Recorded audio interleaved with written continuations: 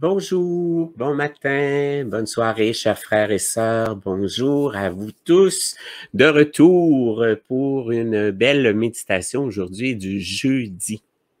Vous savez, des fois, on manque un petit peu d'énergie pour faire les méditations à tous les jours. Alors, dans ce temps-là, je laisse passer un petit peu de temps pour être capable de retrouver moi-même mon énergie, évidemment, pour pouvoir vous partager des belles vibrations.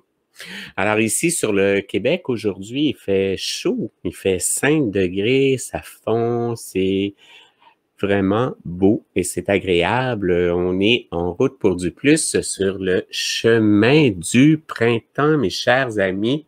C'est le temps de vibrer positivement et c'est pour ça que j'ai trouvé un beau texte aujourd'hui pour vous à partager.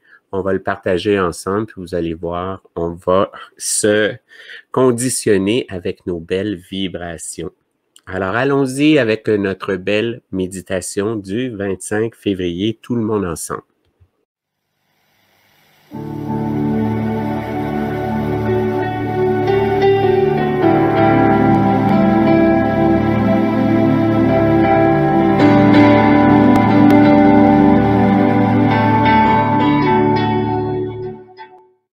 Abandon au Père. Ce que veut mon Père, je le fais toujours. J'ai les yeux fixés sur le Père qui prend soin de tous ses enfants.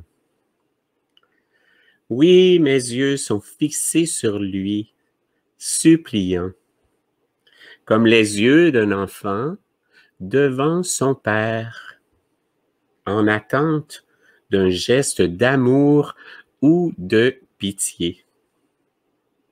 En ce moment, Père très aimant, prends-nous en pitié, car nous sommes saturés de mépris, écrasés sous les humiliations.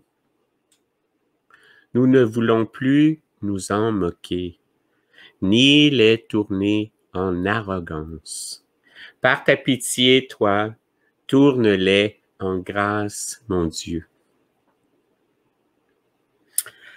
C'est une période particulière, mes amis, et pour cette période particulière, je vous réserve quelque chose de spécial pour samedi.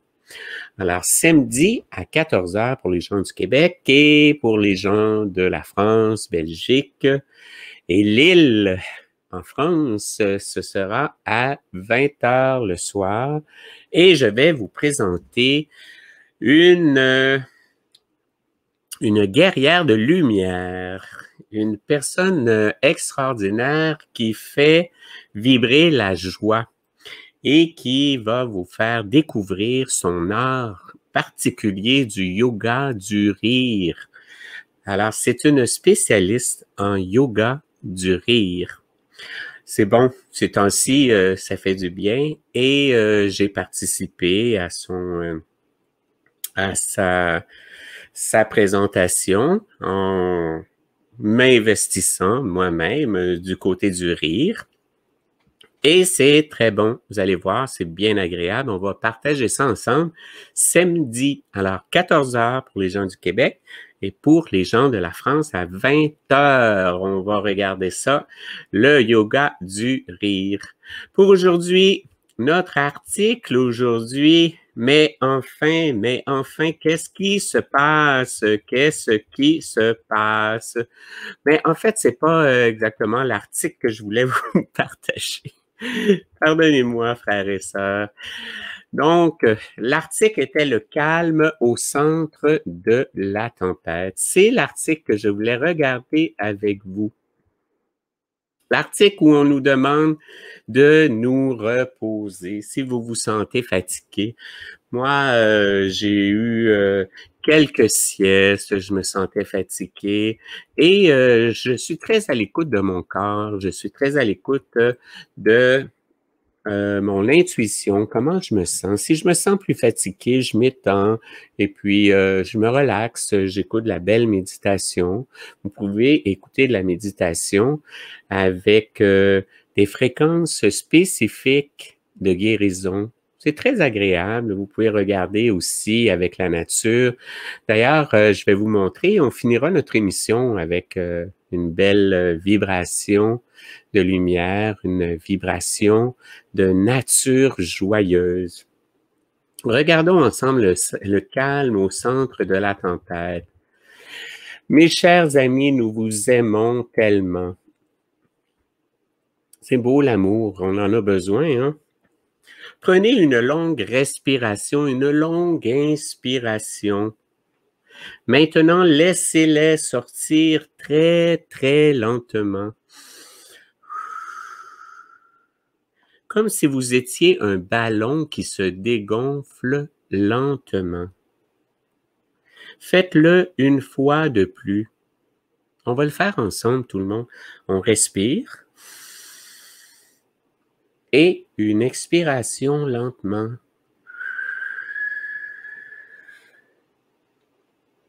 Expirez très lentement en laissant votre corps libérer l'air. On tente de maîtriser notre respiration. Il n'est pas nécessaire de forcer. Encore une fois, frères et sœurs, on recommence. On respire.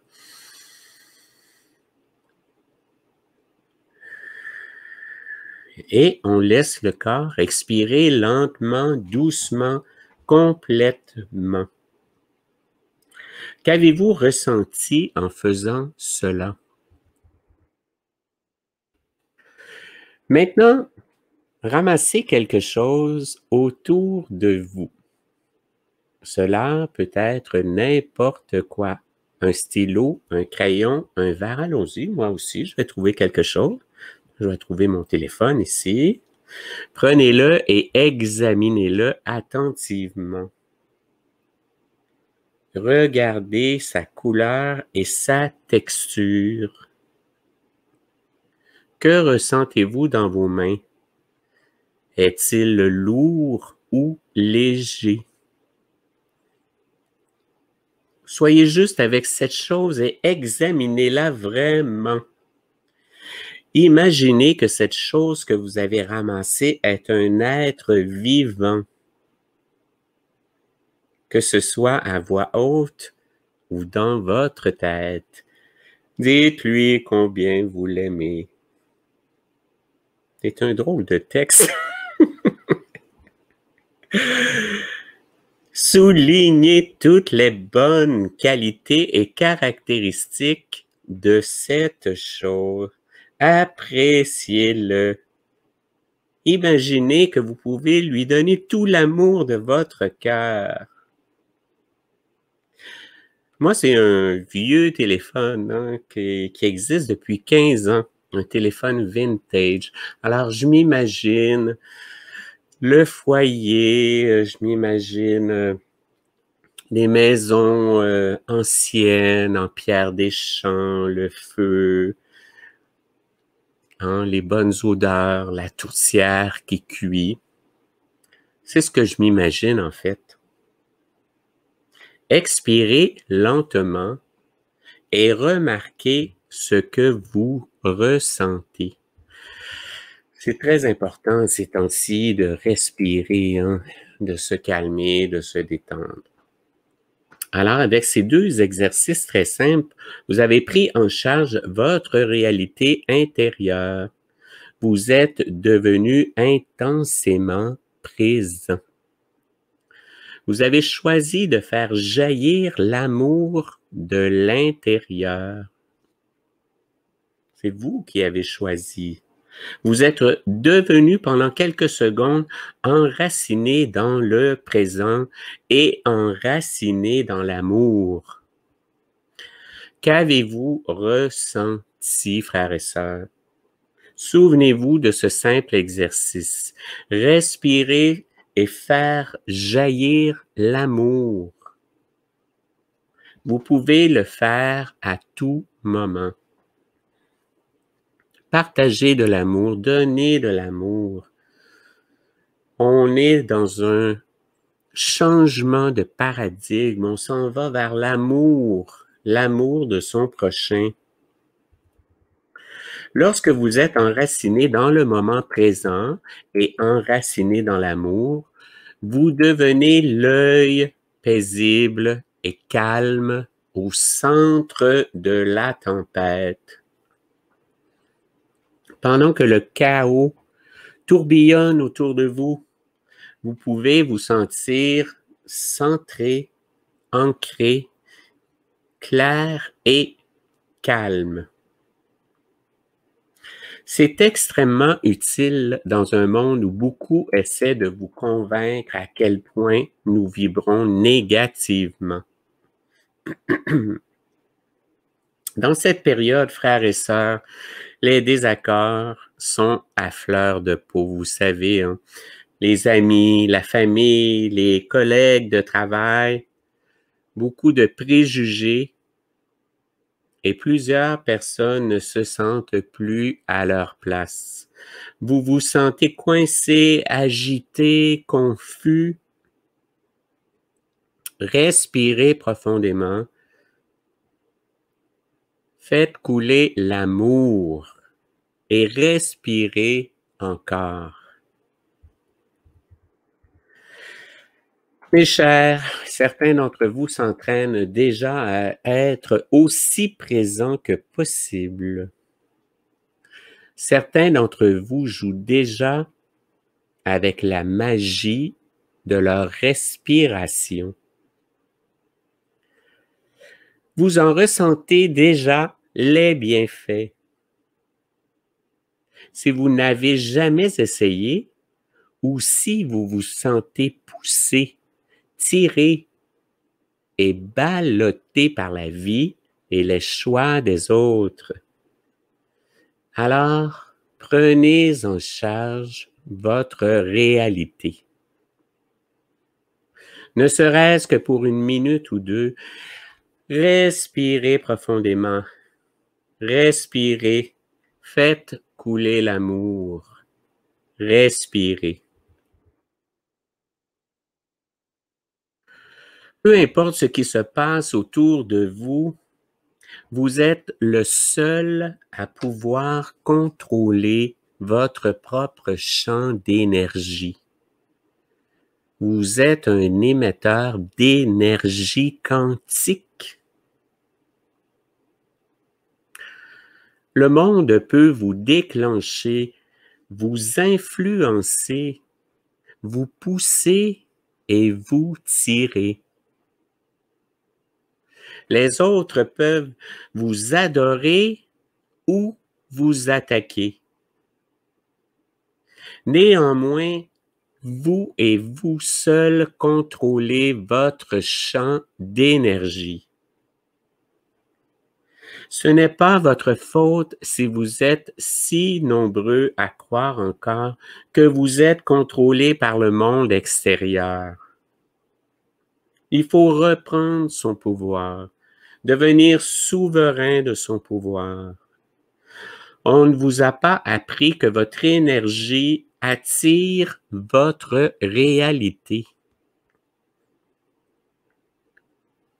Mais maintenant, vous apprenez à prendre en charge votre réalité intérieure, vos pensées, et donc votre propre champ personnel qui attirera votre réalité personnelle.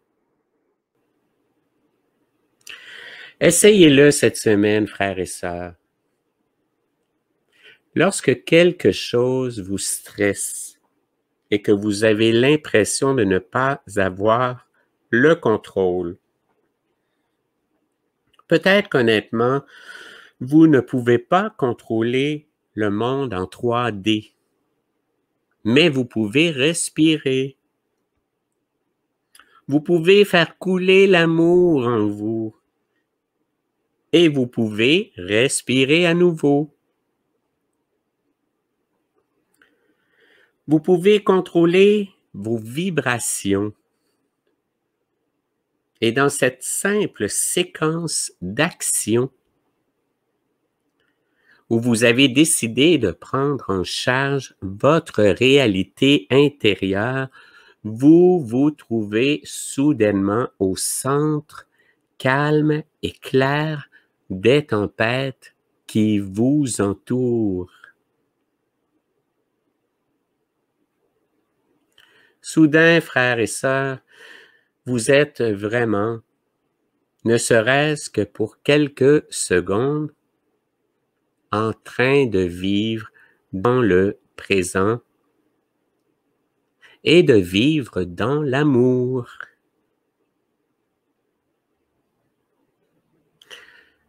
Que Dieu vous bénisse, frères et sœurs. Nous vous aimons tellement.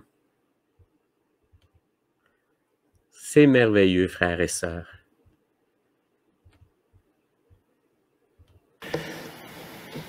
En ce temps-là, comme les foules s'amassaient, Jésus se mit à dire : « Cette génération est une génération mauvaise. Elle cherche un signe, mais en fait de signe, il ne lui sera donné que le signe de Jonas. Car Jonas a été un signe pour les habitants de Ninive. Il en sera de même avec le Fils de l'homme pour cette génération. Lors du jugement, la reine de Saba se dressera en même temps que les hommes de cette génération, elle les condamnera. En effet, elle est venue des extrémités de la terre pour écouter la sagesse de Salomon. Il y a ici plus que Salomon. Lors du jugement, les habitants de Ninive se lèveront en même temps que cette génération. Ils la condamneront. En effet, ils se sont convertis en réponse à la proclamation faite par Jonas. Et il y a ici bien plus que Jonas. Jonas, avancez à reculons. Mon cher Jonas, voici votre ordre de mission et aussi votre billet pour le voyage. Votre destination est Ninive, oui Ninive en Irak, ça s'appelle Mossoul aujourd'hui. Eh bien, il est grand temps d'aller dire aux gens qui vivent à Ninive que Dieu rêve pour eux d'une conduite meilleure, de gestes de réconciliation, de tendresse. Leur dire que s'ils continuent à se comporter avec une telle violence, ils finiront par tous mourir. Jonas est donc le héros de ce petit conte philosophique plein de fantaisie. Oh, il a de la générosité à revendre, un talent fou, une envie magnifique de se rendre utile, oui. Jonas est de la race des personnes décidées, de celles qui sont prêtes à aller au bout du monde pour sauver leurs semblables. Au bout du monde, oui, mais pas à Ninive. Ah non, faut être Dieu pour avoir des idées pareilles. Ninive, c'est le mal absolu. Au long des siècles, un abîme de haine s'est creusé entre Israël, la patrie du prophète Jonas, et cette cité remplie d'êtres cruels et brutaux. Mais à quoi ça peut servir de prévenir les Ninivites? Faut qu'ils aient leur punition, c'est tout. Pour mieux comprendre, imaginons un Jonas moderne, petit jeune bien sympa, la paroisse, qui réussit bien dans ses études, rêve de partir en mission humanitaire. Notre Jonas moderne fait là un soir une très mauvaise rencontre. Il est cruellement agressé dans la rue par une bande de jeunes malfaisants, des racailles, comme on dit si joliment. Passage aux urgences, rien de trop grave heureusement. Passage à la case police pour porter plainte. Imaginez maintenant que l'officier de police qui le reçoit lui explique la chose suivante. Bien sûr, avec le traitement que tu as reçu, ça n'a rien d'agréable. La bande qui t'a attaqué est indéniablement malfaisante, mais on les connaît, on les a identifiés. Nous allons devoir sévir sévèrement, mais avant cette intervention, avec des gros moyens, nous aimerions que tu retournes à l'endroit où tu as été agressé. Tu parles à ces jeunes. Entre jeunes, c'est plus facile. Explique-leur qu'il est urgent pour eux de modifier leur mauvaise conduite. Après, il sera trop tard, ça va devenir grave. Imaginons notre jeune Jonas moderne acceptant avec enthousiasme. C'est difficile à croire qu'ils soient en train de rencontrer ces agresseurs pour leur proposer de changer leur cœur. Personne n'oserait conseiller une chose aussi naïve, n'est-ce pas? On attendrait à juste titre une sanction pour les agresseurs, ça s'appelle la justice. Alors revenons à notre prophète Jonas de l'Antiquité, celui de la Bible, qui commence par partir dans la direction opposée. Courage, fuyons. Car enfin, comment peut-on imaginer que Dieu aime les Irakiens, ou plutôt à l'époque les Ninivites? Vous savez, Dieu a beaucoup d'humour. Eh bien, Dieu va ramener Jonas de manière inhabituelle vers sa mission. À l'issue d'une tempête, Jonas va rentrer en poisson, ce qui est l'un des moyens de transport les plus originaux que la Bible ait imaginés. 3 jours de poisson plus tard, Jonas a eu le temps d'opérer ce que nous appelons une conversion. Alors il se lève à nouveau, cette fois il va à Ninive, brave petit prophète, incroyablement efficace. Sa parole touche les Ninivites.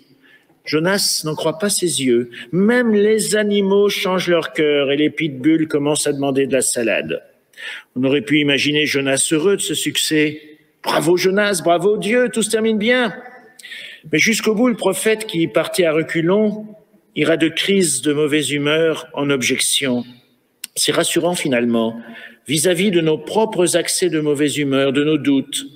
Furieux de voir que la ville ne sera pas détruite, non pas tant que Dieu orchestre vraiment une frappe aérienne, mais plutôt qu'il avertit l'homme que son chemin est un chemin de destruction, eh bien, il faudra que Dieu lui explique longuement qu'il est un Dieu sans frontières, qui aime toute l'humanité, un Dieu qui aime même les Ninivites, qu'Israël a bien des raisons de ne pas aimer, un Dieu qui espère toujours que toute personne peut un jour changer son cœur.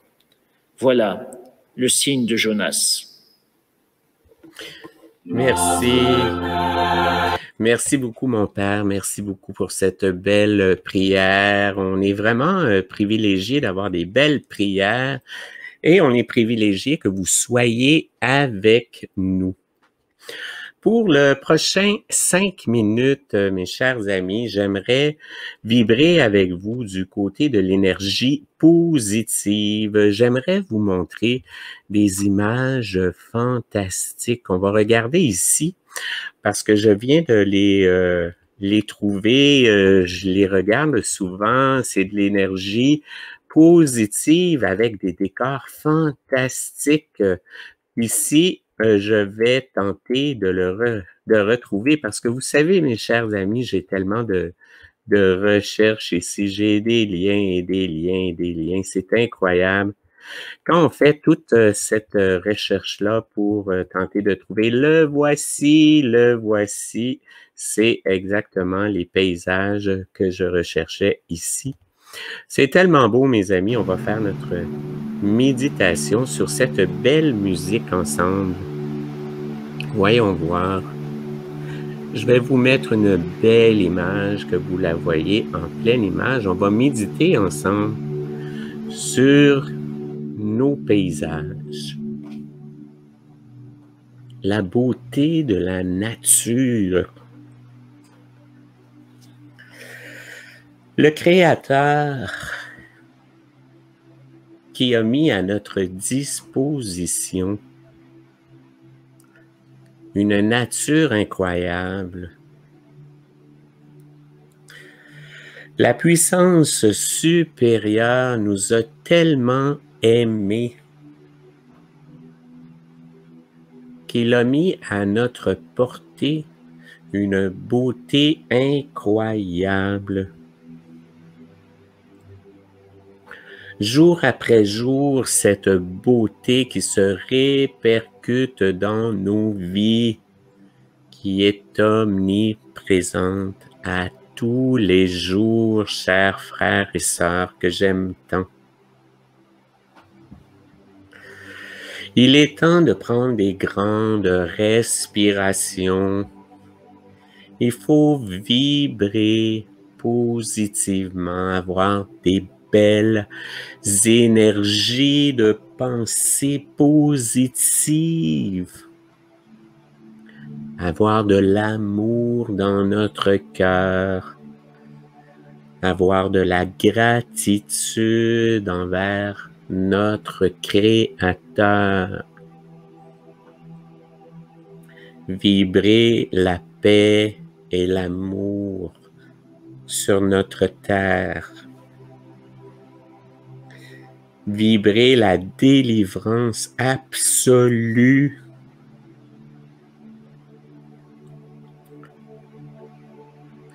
vibrer le pardon envers nos frères et sœurs. Remercier le ciel, remercier nos puissances supérieures pour la beauté de la vie, la beauté de la nature, toute cette magie qui nous est offerte jour après jour sans relâche. Ce cœur qui bat jour après jour, minute après minute dans votre cœur. Ce cœur qui est connecté à votre cerveau et qui réagit selon vos pensées.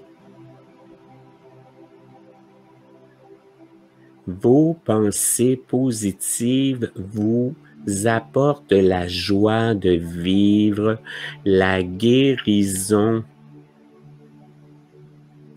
Vos pensées transforment votre ADN. Vos pensées créent votre réalité. On doit vibrer dans la joie et dans l'amour.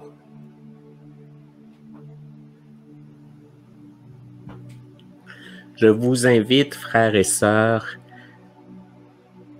à faire la prière avec moi du Notre Père. Notre Père qui es aux cieux, que votre nom soit sanctifié, que votre règne vienne, que votre volonté soit faite sur la terre comme au ciel. Donne-nous aujourd'hui notre pain de ce jour et pardonne-nous nos offenses, comme nous pardonnons aussi à ceux qui nous ont offensés. Et ne nous soumets pas à la tentation, mais délivre-nous du mal. Amen. Frères et sœurs, on va terminer notre belle méditation d'aujourd'hui avec la prière de la sérénité. Nous allons la chercher ensemble. Connaissez-vous la prière? La prière de la sérénité. Connaissez-vous cette belle prière, mes chers amis, la prière de la sérénité? On va essayer de trouver la prière de la sérénité, version longue et la version courte. Voyons voir si on peut la trouver ici. La prière de la sérénité. Voyons voir. Ah, c'est beau, c'est bien, c'est parfait. La voici. Je vais la mettre plus gros pour que vous voyez bien, frères et sœurs. Mon Dieu, donne-moi la sérénité d'accepter les choses que je peux changer. Le courage de changer les choses que je peux. Et la sagesse d'en connaître la différence. C'est beau, hein? Une belle prière. Frères et sœurs que j'aime tant, je vous aime beaucoup. Je vous remercie pour notre belle prière aujourd'hui. Merci à vous tous de vibrer dans l'amour et nous allons nous retrouver samedi pour vibrer du côté du yoga du rire. Je vous embrasse tous, je vous aime beaucoup et je vous souhaite une très belle fin de soirée ou journée, dépendamment d'où vous vous trouvez. Merci beaucoup, frères et sœurs. À bientôt.